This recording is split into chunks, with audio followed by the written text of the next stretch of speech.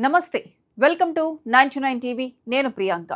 రాత్రిపూట ప్రయాణం సడన్ గా ముందు ఒక లారీ వెనుక ఒక లారీ ఎటు కదల్లేని పరిస్థితి కారులో ఉన్న వాళ్ళు ఏం జరుగుతుందో తెలుసుకునే లోపే వాళ్ళ మీద పెట్రోల్ పడింది మరుక్షణమే ఆ కారు మంటల్లో కాలి బూడిదైపోయింది ఏదో యాక్షన్ సినిమాలో విలన్లు చేసే క్రూరమైన సీన్లా అనిపిస్తోంది కదూ కానీ ఇది సినిమా కాదు ఛత్తీస్గఢ్ లో జరిగిన ఒక రియల్ అండ్ బ్రూటల్ మర్డర్ అసలు ఈ గూస్ బంప్స్ తెప్పించే ఇన్సిడెంట్ వెనుక ఉన్న అసలు స్టోరీ వింటే ఎవరైనా సరే షాక్ అవ్వాల్సిందే చనిపోయింది సామాన్యుడేం కాదు ఛత్తీస్గఢ్ లోని కొరియా జిల్లాలో తిరుగులేని పవర్ ఉన్న బీజేపీ లీడర్ మాజీ జనపద్ పంచాయతీ ప్రెసిడెంట్ భరత్ సింగ్ ఈయన్ను స్థానికులు లల్లా సింగ్ అని పిలుస్తుంటారు ఒకప్పుడు కాంగ్రెస్ లో ఉండి ఆ తర్వాత బీజేపీలోకి వచ్చిన ఈయనకు ఆ ఏరియాలో ఉన్న ఇన్ఫ్లుయెన్స్ మామూలుది కాదు సైరన్ మోతలు మోగే ఫార్చ్యూనర్ కారులో ఆయన తిరుగుతుంటే ఆ చుట్టుపక్కల ప్రాంతాల్లో ఒక రకమైన పవర్ భయం కనిపించేది కానీ మంగళవారం రాత్రి నౌగైన్ అనే ఊరిలో ఆయన కథ విషాదంగా ముగిసింది భరత్ సింగ్ తన ఫార్చ్యూనర్ కారులో వెళ్తుండగా పక్కా స్కెచ్ తో లారీలతో ట్రాప్ చేసి నిలువున తగలబెట్టేశారు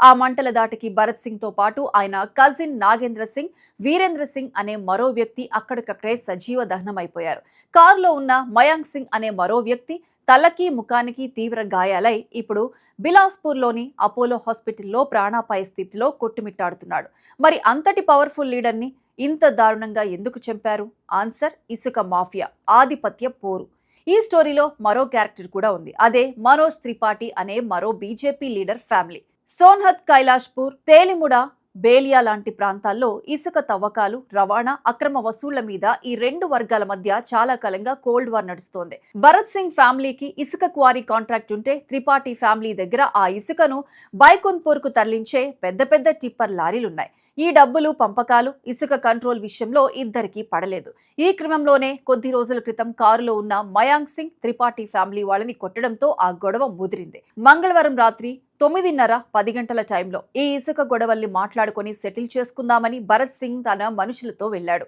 కానీ అప్పటికే కసితో రగిలిపోతున్న త్రిపాఠి వర్గం దారి కాచి ఫార్చ్యూనర్ ను చుట్టుముట్టింది ముందు విపరీతంగా కొట్టి ఆ తర్వాత కారును లారీలతో ఇరికించి దారుణంగా పెట్రోల్ పోసి తగలబెట్టారు ఇది అప్పటికప్పుడు జరిగిన గొడవ కాదని పక్కా ప్లాన్ తో ఉచ్చు బిగించి పిలిపించి మరీ చంపేశారని బాధితుల కుటుంబం ఆరోపిస్తోంది ఇది చాలా పెద్ద కుట్ర అని దీనిపై సిబిఐ ఎంక్వైరీ జరగాలని వాళ్ళు డిమాండ్ చేస్తున్నారు ఈ ఘటన తర్వాత కొరియా జిల్లాలో ఎక్కడ చూసినా హైటెన్షన్ వాతావరణం కనిపిస్తోంది ఊరంతా పోలీసులే ఉన్నారు ఇప్పటి వరకు పోలీసులు ఈ కేసులో నలుగురిని అక్షత్ విశాల్ సత్యప్రకాష్ మన్ను త్రిపాఠిలను అరెస్ట్ చేశారు మరో 5 ఫోన్లు స్విచ్ ఆఫ్ చేసుకుని పారిపోయారు వాళ్ల కోసం పోలీసులు తీవ్రంగా గాలిస్తున్నారు కొరియా జిల్లా చరిత్రలో ఇలాంటి దారుణం ఎప్పుడూ జరగలేదని స్థానిక ఎమ్మెల్యే భయ్యా లాల్ రాజవాడే అంటున్నారు ఇక ముఖ్యమంత్రి విష్ణుదేవ్ సాయ్ స్వయంగా ఈ కేసును సీరియస్ గా తీసుకుని తప్పు చేసిన వాళ్ళని ఎవరిని వదిలిపెట్టబోమని వార్నింగ్ ఇచ్చారు ఏది ఏమైనా కేవలం ఇసుక కోసం డబ్బు కోసం మనుషుల్ని బతికుండగానే కళ్ల ముందే కాల్చేసే స్థాయికి ఈ మాఫియా వెళ్లిపోవడం